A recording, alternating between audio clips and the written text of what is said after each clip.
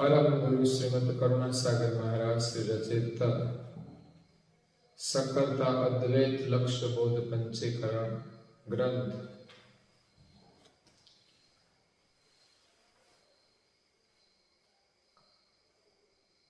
प्रकरण से 9 इच्छा वृत्ति आदि निज अंश लक्षणा सत्कैवल परम यजन परमार्थ साधन उलट क्रिया नाम निरूपण एनु उपप्रकरण पहलू छे रजोगुणनी 10 आकांक्षाओनी उलट क्रिया।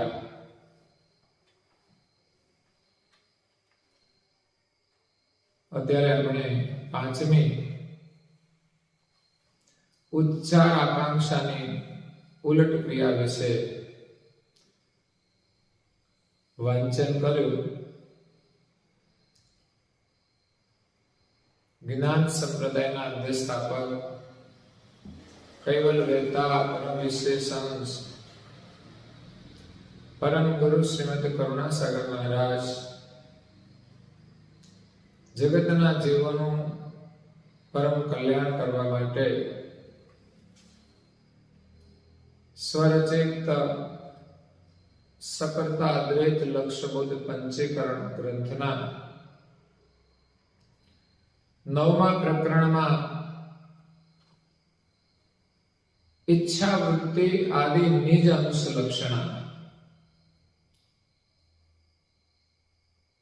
सत्कैवल परम यजन परमार्थ साधन उलट क्रिया उपप्रकरण 1 ની અંદર રજોગુણની 10 આકાંક્ષાઓમાં 5મી उच्चार आकांक्षा ने विषय परम गुरु ज्ञान उपदेश आपता कहे छे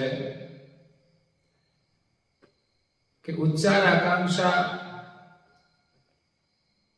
ए मुख द्वारा वाणी नो उच्चार थाय छे। अहींया लख्યું છે કે જીભ દ્વારા નાનાવિધ વચનોનો ઉચ્ચાર થાય છે।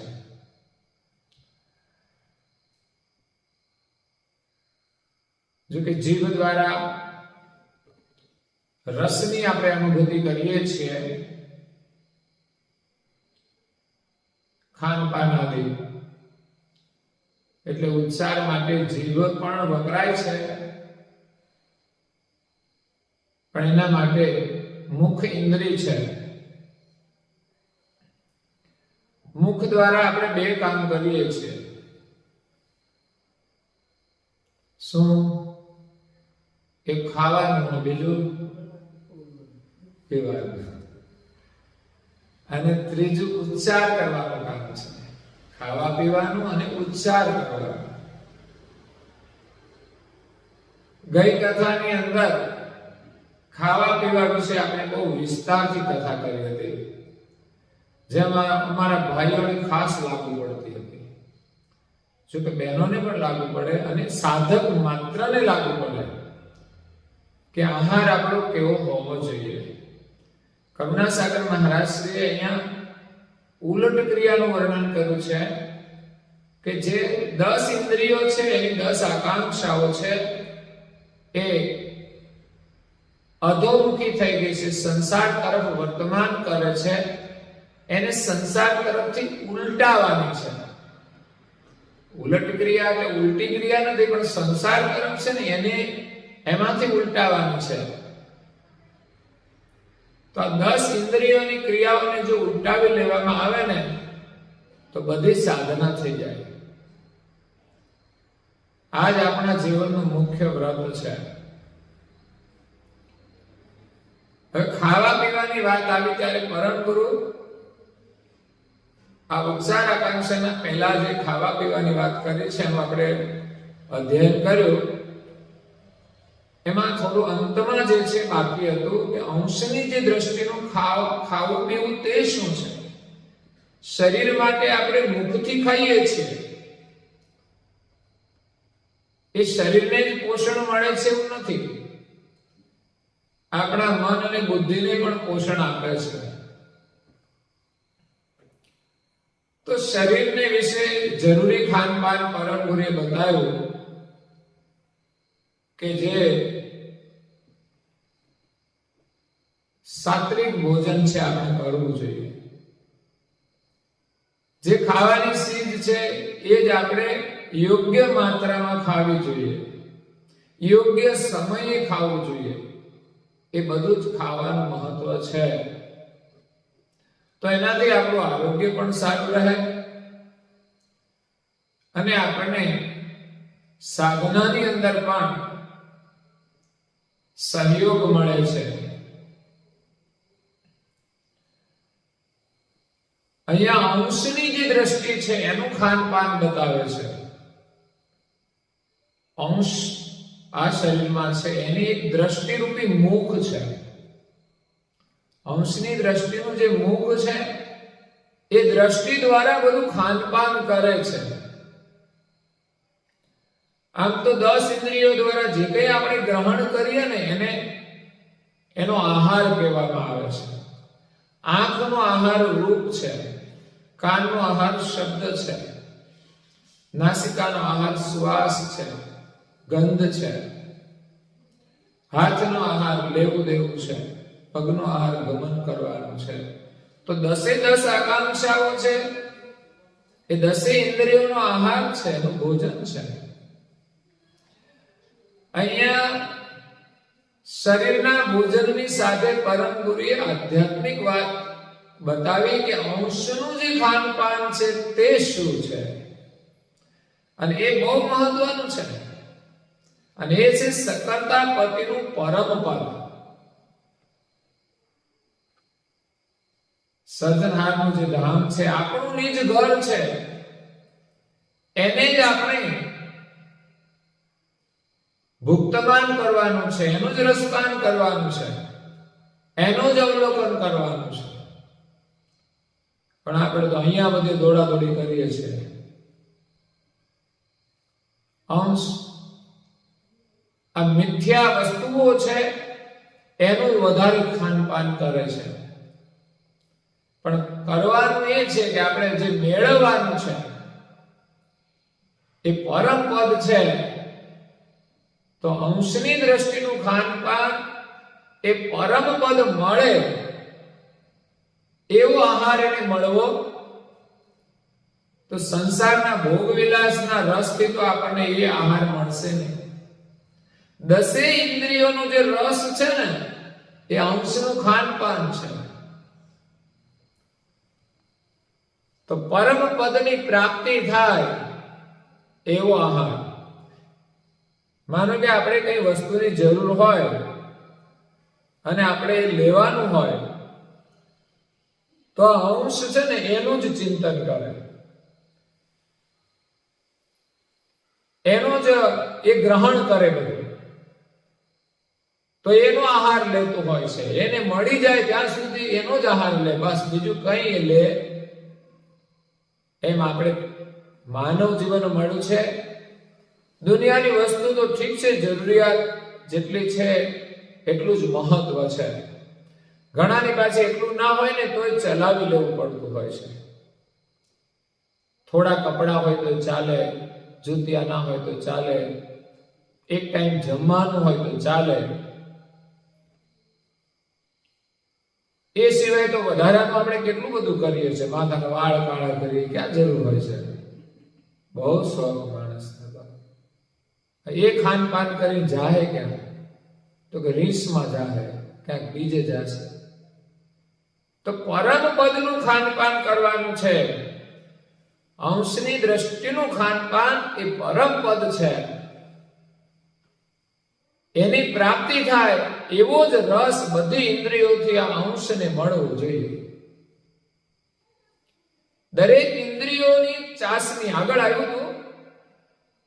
10 ઇન્દ્રિયોની ચાસણી મન લે છે, મનની ચાસણી ગુણ લે છે, ગુણની ચાસણી પ્રકૃતિ લે છે, પ્રકૃતિની ચાસણી નિરંજન લે છે, નિરંજનની ચાસણી આત્મા લે છે, આત્મા પ્રણવ છે, આત્માની ચાસણી પરમાત્મા છે, સોહંગ પ્રણવ લે છે, અને એની ચાસણી અંશ લે છે. તો બધી જ ઇન્દ્રિયોનો રસ લે છે. અહીંયા અંશનું ખાનપાન બતાવ્યું છે, એમાં બધી જ ઇન્દ્રિયોની ઉલટ ક્રિયા આવી જાય તો જ આપણને પરમ પદ મળે. માત્ર એકલો આહાર બદલવાથી જ કામ થતું નથી. આપણી આંખોનો આહાર, આગળ આપણને જે બધા બતાવ્યા, ખાવા પીવાનો આહાર તો મુખ્ય ખરો જ, પણ એ સિવાય નેત્રે કરીને આપણે જે નિરીક્ષણ કરીએ છીએ, નાસિકાથી જે ગંધ ગ્રહણ કરીએ છીએ, અને કાનથી બહુ પ્રકારના શબ્દ સાંભળીએ છીએ, એના વિશે પણ ઘણી બધી લાંબી વાતો આપણે કરી છે. અંશનું ખાનપાન એ પરમ પદ છે. નિરંતર એનું ચિંતન. તો કેવી રીતે? તો પરમ ગુરુ અહીંયા દ્રષ્ટાંત આપે છે કે જેમ કોઈ પતિવ્રતા નારી, કેવી પતિવ્રતા નારી કોને કહેવાય? એક પતિવ્રત હોય, એક પતિ સિવાય પોતાનું મન બીજા કોઈ પુરુષમાં ન લાગે, એને પતિવ્રતા નારી કહેવાય. પતિવ્રતા નારી પોતાના શરીર, મન, વચન અને પ્રાણ સહિત પોતાના મુખનો યોગ પતિ સાથે કરે છે. બીજા ઉપર દ્રષ્ટિ સ્થિર કરે નહીં.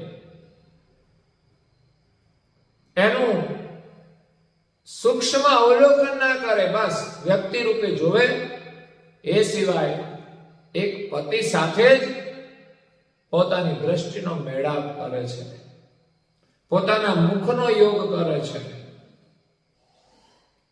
તો એ રીતે આપણે આ અંશનો જે યોગ છે મુખનો, એ પરમ પતિ સાથે કરવાનો છે. પણ આપણે તો અહીંયા કેટલાયની સાથે કરી નાખ્યો છે. જે મળે એની સાથે મિત્રતા, એની સાથે પ્રીતિ, એની સાથે સંબંધ. આ પતિવ્રત ધર્મ નથી. ધર્મની અંદર પણ ભક્તિ કરવાની છે, ચારે બાજુ ઘોડા નહીં કરવા. એક પતિ નક્કી કરી અને પતિ સાથે જ આપણે મેળાપ કરી અને એનું ભજન કરવાનું છે. નહીં તો ચારે બાજુ દોડીશું તો દોડતા જ રહીશું. એમાં આપણી પતિ ભક્તિ છે એ સફળ નહીં થાય. એ જ પ્રકારે જેમ પતિવ્રતા સ્ત્રી પોતાના પતિની સાથે મુખનો યોગ કરે છે, એવી રીતે અંશની જે સજાણ દ્રષ્ટિ રૂપી જે મુખ છે, મુખ એટલે આપણે શરીરમાં તો મુખ હોય છે, પણ અંશનું જે મુખ છે એ પોતાની જે સજાણ દ્રષ્ટિ છે, પોતાનું જાણવાનો જે ભાવ છે, અંશના સ્વરૂપમાં એ જાણપણું છે. જે જાણ દ્વારા જ બધો વિલાસ કરે છે, ક્રિયાઓ કરે છે. તો એ જાણ પતિ સાથે જોડવાની છે, જે આપણે ઇન્દ્રિયો દ્વારા સંસારના વિષયો સાથે જોડી દીધી છે, અને એનું સ્મરણ કરીએ છીએ, એની પાછળ દોડીએ છીએ. જે સંસારના તુચ્છ પદાર્થો છે, આપણે ખાવાનું છે, જોવાનું છે, સાંભળવાનું છે, સૂંઘવાનું છે, દરેક ક્રિયા તો કરવાની છે, પણ પતિને ભૂલીને આપણે એમાં વિલાસ કરીએ તો પછી આપણા માટે આપણો જે ધર્મ છે ખંડિત થાય છે. એ સંસારની કોઈ વસ્તુ આપણને સુખ આપી શકતી નથી. પતિવ્રતા સ્ત્રીના માટે પતિના સાનિધ્યનું કે પતિ સાથેના સંબંધનું જ સુખ હોય છે, સિવાય એનાથી વધારે કોઈ વસ્તુને મહત્વ ના આપે. એને જે મળે ને એમાં ચલાવી લે. કોઈ દિવસ ફરિયાદ ના કરે કે મારે આ જોઈએ છે. અત્યારે તો વસ્તુ માટે, મિલકત માટે, પતિ સાથેના જે સંબંધો છે એ કડવા થઈ જાય છે, અને પછી વિચ્છેદ પણ થઈ જાય છે. એના પાછળનો અભ્યાસ કરે ને તો સામાન્ય જ વાતો હોય છે. એટલે અંશની જે સજાણ દ્રષ્ટિરૂપી મુખ છે, કર્તાની સન્મુખ થાય. આપણી જે જાણ છે એ શરીરમાં પસરી ગયેલી છે, એને ઇન્દ્રિયોને એવો પ્રકારનો વ્યવહાર બને, એવા પ્રકારની ઉલટ ક્રિયા થાય તો આપણી જાણ છે ને એ ક્રિયાથી, એ સાધનાથી એ કર્તા મુખ બને. આપણે દર્શન કરીએ તો પણ દરેક જગ્યાએ કર્તાનું દર્શન થાય, એનું સ્મરણ થાય કે આ બધું કર્તાનું બનાવેલું કેવું સુંદર છે. પણ ભોગ દ્રષ્ટિથી માણસ જોવે છે ત્યારે જે જુએ ને એ મારે જોઈએ, બસ એની પાછળ એનું જ સ્મરણ કરે, પદાર્થનું જ, ભગવાનનું સ્મરણ ના કરે. એ રીતે કર્તાની સાથે આપણો યોગ થાય, એ પ્રકારે આપણે એના સન્મુખ થવાનું છે. એ જ આપણું જે ફળ છે ને, ક્ષુધા અને તૃષા, આ મુખ ઇન્દ્રિયનો જે આહાર છે ને, ક્ષુધા અને તૃષા, ભૂખ અને તરસ, એનું આ મહા અદ્ભુત ફળ છે. એટલે આપણા ભોજનનો સીધો સંબંધ આપણી જે જાણ છે એનો જે આહાર છે એની સાથે જોડાયેલો છે. ખાવા પીવાનું ફળ બતાવ્યું કે કર્તા સાથે તમારો યોગ થાય જો તમે યોગ્ય આહાર કરો તો. ભોજન કરીએ એ ભોજન પણ આપણા હકનું હોવું જોઈએ, નીતિનું હોવું જોઈએ, સાત્વિક હોવું જોઈએ, સુપાસ્ય હોવું જોઈએ, સ્વાસ્થ્યવર્ધક હોવું જોઈએ, બધી રીતે યોગ્ય હોય એવું આપણે ભોજન કરીએ, એનું એ ફળ છે. પણ જે ખાનપાન આવી મળે તે પરમ ગુરુને સમર્પણ કરીને ભુક્તમાન કરજો. બોલો, કરો છો તમે? બધું નથી કરતા તો મસાલો છૂટી જાય, લ્યો પછી બીજું તો ક્યાં રહ્યું બાકી. ખાવાની ચીજ છે ને એ ખાવાની પરમ ગુરુને અર્પણ કરીને ખાવા, પરમ ગુરુનું સ્મરણ કરીને ખાવા. તમે ખોટું કરી શકશો? બસ આ જ એક નિયમ લઈએ કે જે વસ્તુ મારે ખાવાની પરમ ગુરુને ધરાવીને ખાવાની, અને તમે સમજતા હોય કે આ વસ્તુ ધરાવાય કે નહીં. જેટલી વસ્તુ ના ધરાવી શકાય બધી નિષેધ, જેમાં માંસાહાર આવે, ઈંડા આવે, અખાદ્ય ચીજ બધી આપણે ધરાવતા નથી. અન્નકૂટની અંદર જેટલું ધરાવીએ છે ને બધી વસ્તુ ખાવા યોગ્ય હોય છે, પણ મીઠાઈ રોજ ના ખવાય.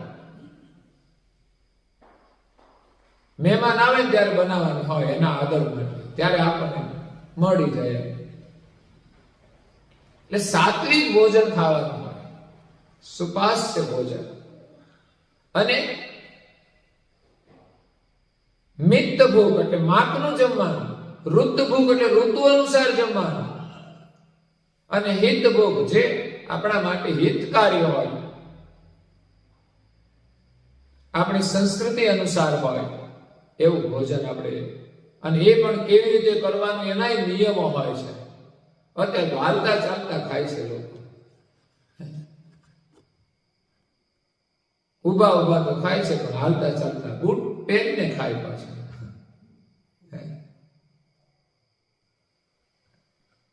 જુતિયા બહાર નહીં ઉતારવાનું જમતી વખતે. જે જુતિયા પહેરીને જાજરૂમ જાય ને એ જુતિયા પહેરીને ભોજન કરે, જો કઈ ફરક ખરો તે પછી અંદર જાજરૂમ માંથી થોડું ખાઈ લ્યો ને.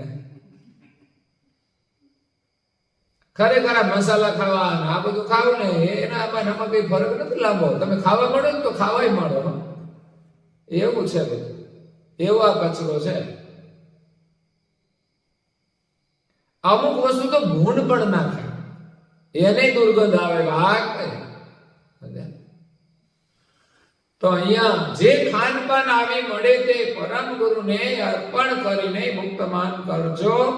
પરમ ગુરુની જે ઉપાસના છે એમાં નિજ દ્રષ્ટિ રૂપી મુખનો સનાતન વિશે યોગ કરવો.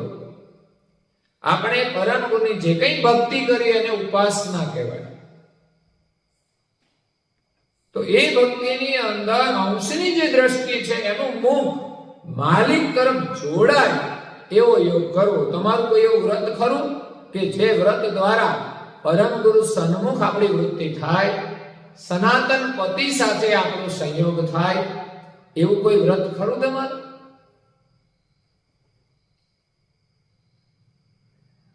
એટલા માટે સત્સંગ મહત્વનો છે. આપણે પરમ ગુરુના ભજન ગાઈએ, ચીલા ચાલુ ગાઈએ તો એમાં યોગ ના થાય. યાદ રાખજો, જો પરમ ગુરુ ગાઈએ તો આપણી દ્રષ્ટિ ક્યાં જશે? પરમ ગુરુ સાથે જોડાશે ને.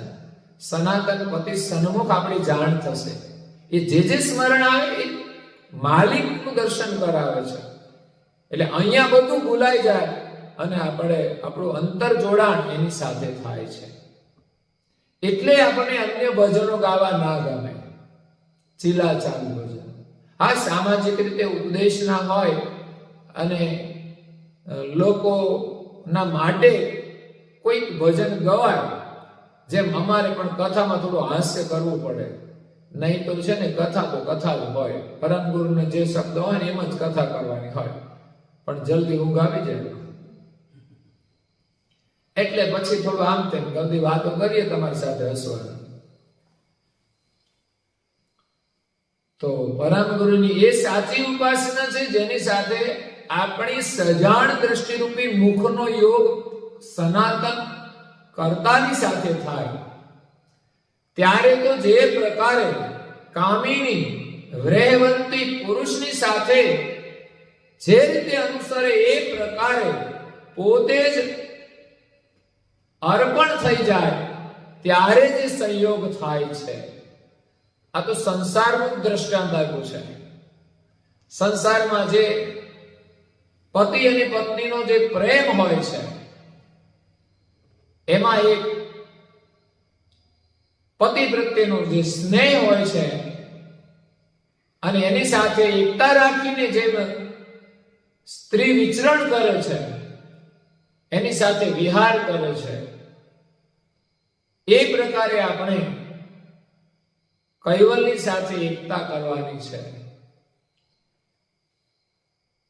એમણે એક રૂપક આપ્યું છે કે સંસારની અંદર પણ એવો પ્રેમ હોય છે, એના પતિ સાથે હોય ત્યારે એ બધું ભૂલીને એ એમની સાથે એકરૂપ થઈ જાય છે.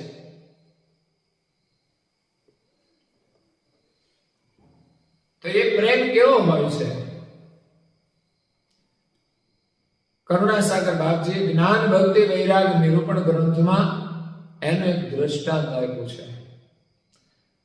પત્ની પતિ સાથે જે સ્નેહ જોડે છે એના અંગો દ્વારા એની એકતા કરે છે. ભક્તિ અનંત ત્રિયાતન તણો. ભક્તિનો પ્રેમ અનંત કેવો છે કે એક સ્ત્રીની અંદર જેમ પ્રેમ જાગે છે ત્યારે એ એક પ્રગટ દેખાય છે. ક્રિયા જેવું નયન નચાય, એની આંખોમાં પ્રેમ હોય છે. બીજું મુસક વદન સો બોલાવણો. પછી મુખેથી એ મધુર વચનો બોલે છે અને મુખની અંદર મુસ્કુરાહટ હોય છે, હાસ્ય હોય છે. તો આ જે ક્રિયા છે એ પતિના પ્રેમના લક્ષણ છે. બાકી ગમે એની સાથે એની આંખો ના મળે, ગમે એની સાથે હશે નહીં. મિલઈ પ્રત્યક્ષ પિયુ આય, ત્યારે એને એના પતિ પ્રત્યક્ષ મળે છે. તો નૈન જે નચાવવાની ક્રિયા એ પ્રેમ છે. મુસ્કુરાહટ છે એની ચાહના છે. નૈન નચાવન પ્રેમ હૈ, મુસક વદન ઉર ચાહ. અંતરમાં એક ચાહના હોય છે, એ જ મુખારવિંદ પર પ્રસન્નતા રૂપે પ્રગટ થાય છે. હરખું હોય ત્યારે હસે, બાકી છે ને મોઢું બગડી જાય. જો અંદર ચાહના ના હોય, તમે ઘરે ધમાલ કરો ને તો પછી મોઢું બગડી જાય એનું. સીધી રીતે હાલે તો ગમે એને, એટલે સમજવાનું અનંત અંગની જે ધ્યાન હૈ એના અંતરમાં એક કામના હોય છે, એનું એક પ્રેમ હોય છે, એ એનું ધ્યાન છે. મમ પદ પતિ સદગ્રાહ, તો પતિને પામવા માટે એક સ્ત્રીની અંદર 3 લક્ષણ હોય છે. એ ભક્તિના પ્રેમની અંદર પરમેશ્વરને પામવા માટે એક પ્રેમ છે જે આંખોમાં હોય છે,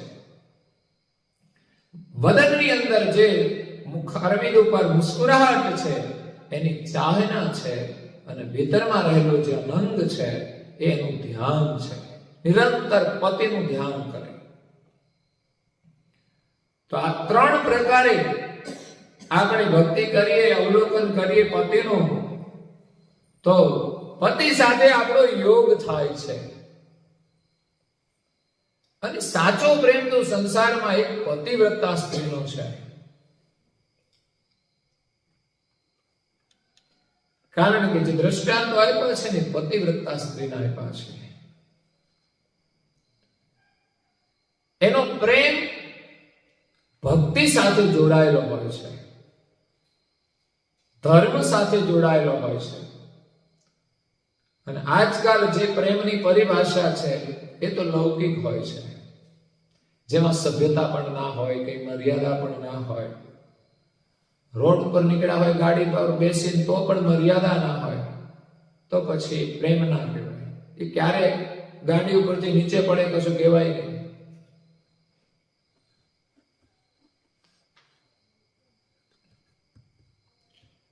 તો અહીંયા પરમ ગુરુએ આધ્યાત્મિક જ્ઞાનની વાત કરી છે કે આપણી અંતર્વૃત્તિ છે ને એને પ્રભુ સાથે સમરસ કરવાની છે. કે ભલે આપણે આપણું કામ કરીએ, કોઈ પણ જેનું જે કાર્ય હોય એ કરે,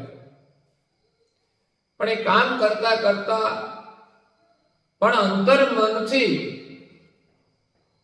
પોતાના મુખનો યોગ પરમ ગુરુ સાથે કરે, કૈવલ કરતા સાથે કરે, એવી રીતે કામ કરવું જોઈએ.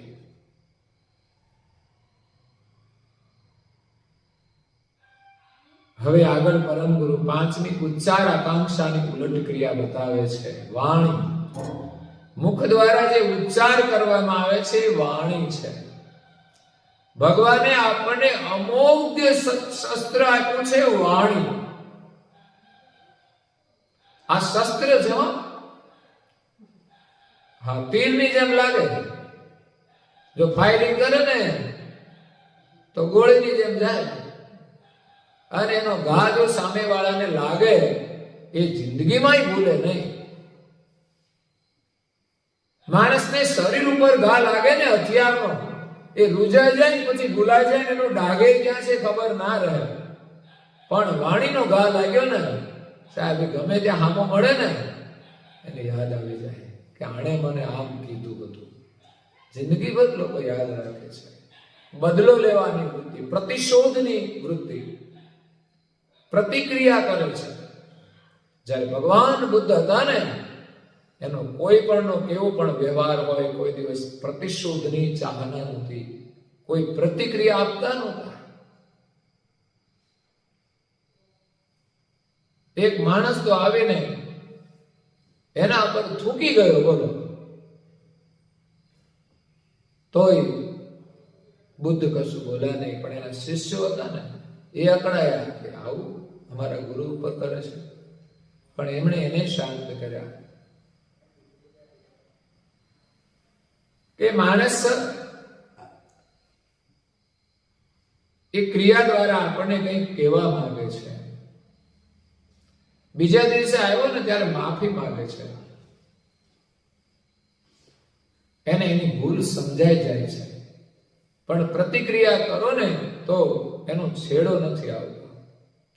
કોઈ પણ એકે તો અંત લાવવો જ પડશે. ઘરની અંદર ઝઘડાય છે ને, એમાંય માણસ જો વિચારે ને તો જે સમજી જાય ને એનો છેડો લાવી શકે છે. દરેક ક્રિયાની પ્રતિક્રિયા જરૂરી નથી. એના પરિણામનો વિચાર કરીને કામ કરવું જોઈએ. એને અફસોસ થાય એવી રીતે આપણે કામ કરવું જોઈએ. એના મનથી એને અફસોસ થઈ જાય. ઘણીવાર લોકોને સુધારવાના હેતુથી લોકો પ્રતિક્રિયા આપતા હોય છે, પણ પછી મર્યાદાની બહાર હોય પછી કોઈ પ્રતિક્રિયાનું મહત્વ રહેતું નથી. પણ ખરેખર જે ક્ષમાનો ભાવ છે ને એ જ માણસની અંદર પરિવર્તન લાવી શકે છે. બાકી આપણે મોટા ભાગે તો થોડો પ્રયોગ તો ગુસ્સાનો કરીએ, ઘરમાં બાળકો માટે કરીએ, ઊંચા અવાજે બોલવાનું કરીએ, એવું થતું હોય છે સામાન્ય પ્રકારે. તો વાણીનું બહુ જ પ્રભુત્વ છે અને કરતા માલિકે આ સ્વર અંદર ગોઠવા છે ને, મારી સ્વર પેટી બગડી જાય ત્યારે એમ થાય કે આ માલિકે કેવી કળા મૂકી છે કે બગડીને તો પછી એમાંથી એક અક્ષર ના નીકળે. પછી આપણે જરૂરી બોલવું હોય ને કોઈ ના બોલી શકાય તો એમ થાય ભગવાને વાચા આપી છે તો વધારાનું શા માટે બોલવું જોઈએ, બિનજરૂરી શા માટે બોલવું જોઈએ? વાચા કઈ વધારાનું બોલવા માટે નથી આપી, એનાથી તો કર્મ બંધન ઊભું થાય છે. તો જે જરૂરી વ્યવહાર છે એના માટે વાચા આપી છે, અને ખાસ કરીને તો જેને વાચા આપી છે ને એના ગુણગાન ગાવા માટે આપણી વાચા વાપરવાની છે. તો જીભ દ્વારા નાનાવિધ વચનો નો ઉચ્ચાર સુષ્ટ અને દુષ્ટ, સારો અને નરસો, સાચું અને જૂઠું, આ બોલવાની પ્રવૃત્તિ મુખ દ્વારા થાય છે.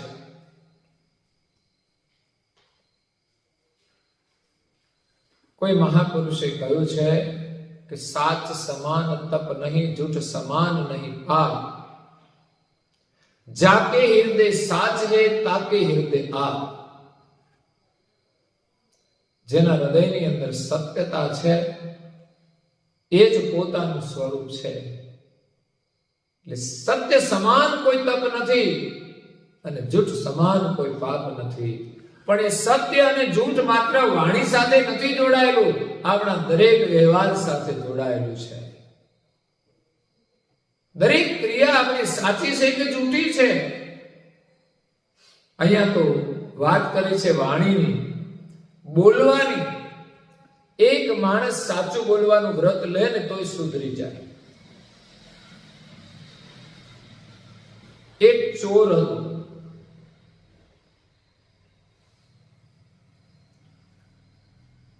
ચોરી કરીને પોતાનું જીવન ગુજરાન ચલાવે. ઘણી વાર તો બાપ દાદાનો ધંધો હોય, એના બાપા ચોરી કરતા હોય તો એ ધંધો એ શીખી જાય, વારસામાં મળેલો. એક બીજી ચોરની વાત યાદ આવી કે એક ચોર હતો ને, એ આંબાવાડીની અંદર ગયા અને ત્યાં આંબા પર ચડીને કેરીની ચોરીઓ કરે. તો માલિક આવી ગયો ને, તો એક છોકરો હતો યુવાન, માલિક આવીને ધમકાય, નીચે ઉતર, નીચે આવ, તારા બાપને કહો આ તું શું કરે છે? તો મારા બાપા ત્રીજા આંબા ઉપર છે, અહીંથી ત્રીજો આંબો છે ને એના ઉપર છે, તમે મારા બાપા નું ફરિયાદ કરશો.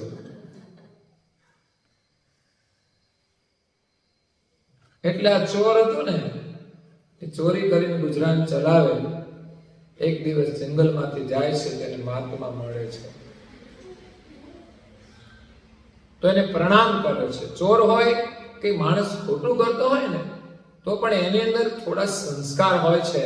કોઈ ધર્મસ્થાન હોય, કોઈ મહાપુરુષ હોય તો એના આગળ પ્રણામ કરે છે. અને મહાત્મા એને પૂછે છે, એટલે એમને વાત કરી કે હું આ રીતે ચોરીનો ધંધો કરું છું.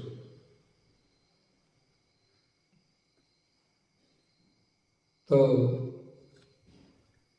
એમનો જે ચોરોનો નિવાસ હતો જંગલમાં, ત્યાં મહાત્મા ચાતુર્માસ દરમિયાન રોકાયેલા, સત્સંગ કરતા હતા. આ લોકોનું તો કામ ચોરી કરવાનું. એટલે એમણે કહ્યું કે તમે આ બધું છોડી દો, ચોરી કરવાનું છોડી દો, પછી આ બધું ખાવા પીવાનું છોડી દો. તો કે બધું એક સાથે નહીં છૂટે, તમે એકાદું આપો તો બરાબર, બધું એક સાથે ના છૂટે. અને ચોરીનો ધંધો તો અમારા બાપ દાદાનો ધંધો છે, એના વગર અમે ખાઈએ પીએ શું, અમારા છોકરા શું કરે? એટલે મહાત્માએ એને કહ્યું કે કઈ વાંધો નહીં, તારે જે કરવું એ કરજે, પણ તું એક નિયમ લે કે હું સાચું બોલીશ. એને એ નિયમ આપ્યો, હું ક્યારેય જૂઠું નહીં બોલું. એ એક સત્યનો માર્ગ છે, સત્ય બોલવું એ સત્યનો માર્ગ છે.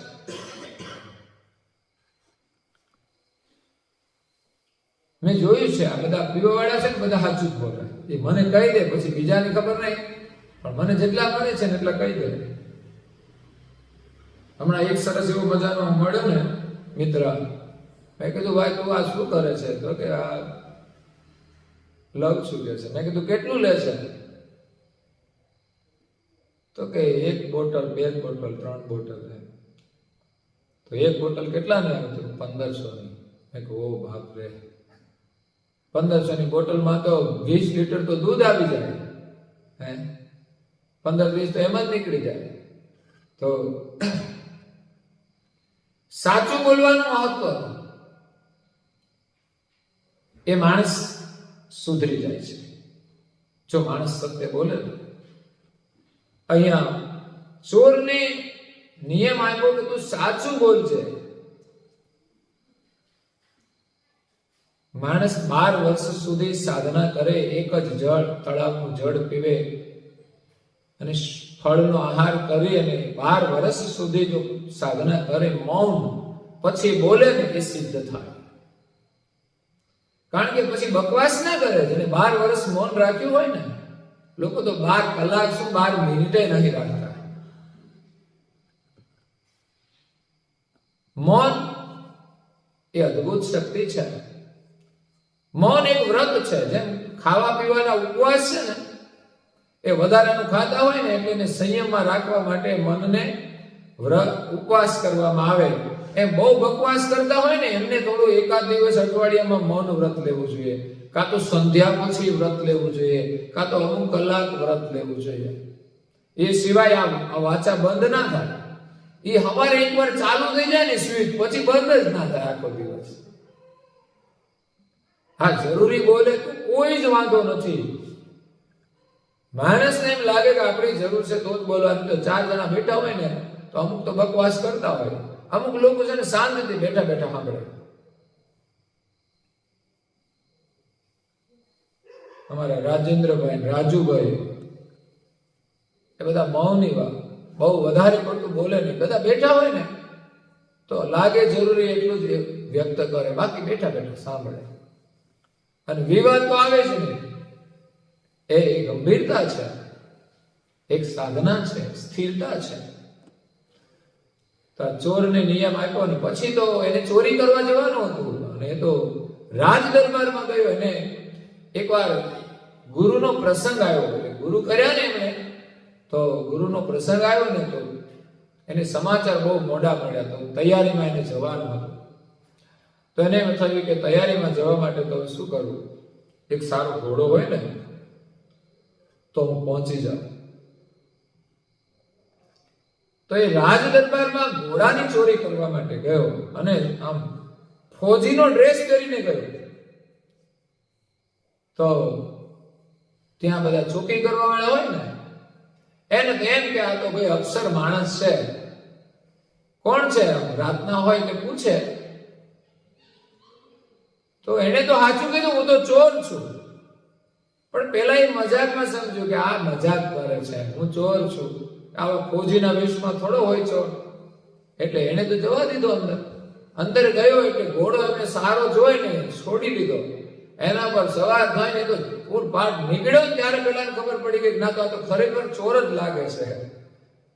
એટલે એને સમાચાર આપ્યા રાજ દરબારમાં. એટલે પ્રધાનજીએ બધા હુકમ કર્યો કે જાઓ ચારે દિશામાં એની પાછળ ઘોડા દોડાવો અને ચોરને પકડો.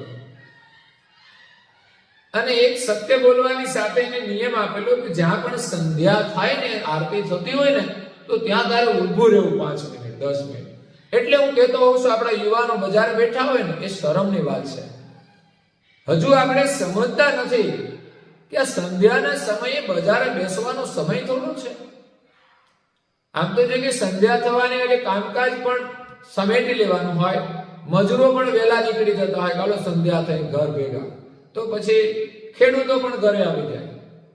તો એ સમયે માત્ર ને માત્ર પ્રાર્થના જ કરવાની હોય. એ સિવાય કોઈ પણ કામ કરીએ ને તો પણ એમાં કઈ સફળતા ના મળે, એનો કોઈ લાભ ના મળે. એટલે સંધ્યાના સમયે લૌકિક કાર્યનો નિષેધ કરેલો છે કે માણસ ભોજન કરે ને તો એના આરોગ્યને લાભ નથી થતો. ભલે શરીરની ભૂખ ભાગી જાય, પણ ક સમયે માણસ ભોજન કરે ને એનું વિપરીત પરિણામ આવે છે. સંધ્યાના સમયે સુવાય નહીં, ઊંઘાય નહીં. મેં સાંભળ્યું છે વડીલો હતા ને જૂના સમયમાં, આજે નળિયાવાળા મકાન હતા ને આજે છે, એના લેવા પડે ને ત્યાંય નહોતા બેસવા દેતા, કે અત્યારે અહીં ના બેસાય. આપણને એમ થાય કે આ ડોસી શાસ્ત્ર છે, આમાં વળી બેસવામાં શું વાંધો? પણ ના, વિજ્ઞાન છે કે એ સમયે ખવાય નહીં, એ સમયે ઊંઘાય નહીં. સંસારની અંદર શરીર સંબંધની ના પાડી છે કે એનાથી પૂર્ણ સંતાન જન્મે છે. અને એનું એક ઋષિને પ્રમાણ છે કે એમની પત્નીએ સંધ્યા સમયે જ્યારે માગણી કરી તો એમને ત્યાં રાક્ષસનો જન્મ થયો. હિરણાક્ષ અને હિરણ્યકશિપુ, આ બે રાક્ષસ એમને ત્યાં જન્મા. એ ક સમયે સંબંધ જોડવાથી થયા છે. એટલે એને કઈ સંધ્યાનો સમય થાય ત્યારે ઉપાસના આરતી થતી હોય ને ત્યાં ત્યારે ઉભો રહ્યો. એટલે એ તો રાજમાંથી પુરપાટ ઘોડો લઈને નીકળી ગયો. એને તો જલ્દી ગુરુદ્વારે જવાનું હતું. તો સવારે જ્યારે સવારની સંધ્યા થઈ ત્યાં એક ઝાડ સાથે ઘોડો બાંધ્યો, એક દેવળ આવ્યું, ત્યાં આરતી થતી હતી. અને એ આરતીમાં ઉભો છે. પાછળ માણસો એમના રાજના પાછળ પાછળ પીછો કરે ચારે બાજુ. તો અહીંયા જ્યાં દેવળ હતું ત્યાં આગળ ઘોડો બાંધેલો હતો, ત્યાં ઉભા રહ્યા. અને થયું કે આ ઘોડો આપણો લાગે છે, પણ કે છે આપણા ઘોડાનો કલર તો જુદો હતો, એ તો કાળો હતો અને આ તો વ્હાઈટ છે. અણસાર એવી, પણ કલર જુદો, એનું શું? જ્યારે આરતીમાંથી ચોર આવે છે ને ત્યારે એના માણસો આવીને પૂછે છે કે આ ઘોડો કોનો છે? કે છે અમારો ઘોડો તો કે છે કાળા કલરનો હતો ને આ તો વ્હાઈટ છે. પણ ચોરે કહ્યું કે આ તો રાજનો ઘોડો છે. પણ રાજનો ઘોડો તો શામ હતો, કાળો હતો કે છે. પણ યાત્રીના દર્શન કર્યા ને ભગવાને એની રક્ષા માટે ઘોડાનો કલર બદલી નાખ્યો એમના સત્યના પ્રભાવે. એક તે સાચું બોલતો હતો, ઘોડો લેવા ગયો ત્યારે પણ સાચું બોલ્યો.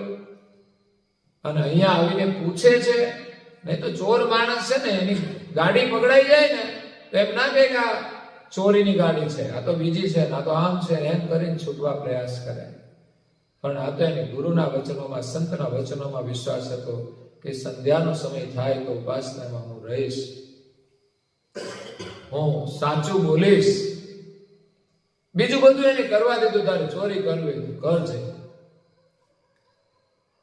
પણ જે પ્રધાનો હતા ને, પેલા માણસો હતા ને, એને રાજ દરબારમાં લઈ ગયા એમના ઘોડાને, ખબર પડી એટલે. અને આ ચોરને પણ લઈ ગયા. એમની સત્યતા જોઈ પછી એમને પૂછ્યું કે તું આવું શા માટે કરે છે? તો મારો ધંધો છે, શું કરું? પણ એની સત્યતાથી પ્રભાવિત થાય રાજાએ એને ચોરીની તો ક્ષમા આપી દીધી, પણ એને કહ્યું કે તને છે ને અમારા રાજ દરબારમાં તને રાખીએ છીએ. તો રાજાએ એની બધી જ વ્યવસ્થા કરી આપી. પછી હવે ચોરી કરવાની રહી ખરી ભાઈ? હવે એને ચોરી કરવાનું કોઈ કારણ જ નહોતું રહ્યું, પેલી તો મજબૂરી હતી. તો આ સત્યનો પ્રભાવ છે કે માણસ સત્ય બોલે તો એનું સારું પરિણામ આવે છે. હા, ક્યારેક કોઈના હિત માટે જૂઠું બોલવું પડે ને તો એ પણ સત્ય કહેવાય છે. આ દેશની રક્ષા માટે લોકોએ હિંસાઓ કરી ને, પણ છતાંય અહિંસા કહેવાય છે. ત્રાસવાદીઓ જ્યારે